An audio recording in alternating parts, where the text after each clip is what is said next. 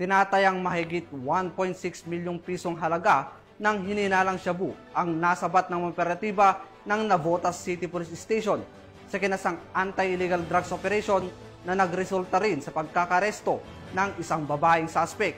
Patrolwoman Glazel Ann Esperanza sa report.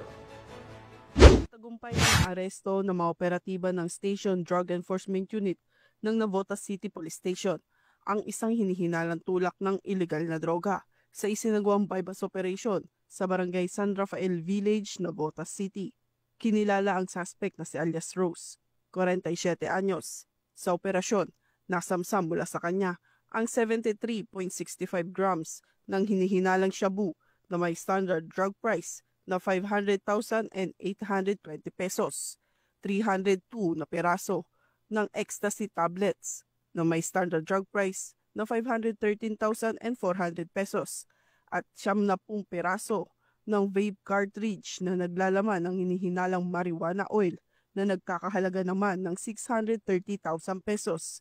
Ang kabuang halaga ng mga nasamsam na illegal na droga ay aabot sa 1,644,220 pesos. Agad na dinala sa himpilan ng pulisya ang suspect para sa kaukulang dokumentasyon at investigasyon. Naharap sa kasong paglabag sa Section 5 at Section 11 ng Article 2 ng Republic Act 9165 o mas kilala bilang Comprehensive Dangerous Drugs Act of 2002. Ang matagumpay na operasyon ay bahagi ng patuloy na kampanya ng pulisya laban sa illegal na droga sa ilalim ng direktiba ng pamunuan ng Northern Police District.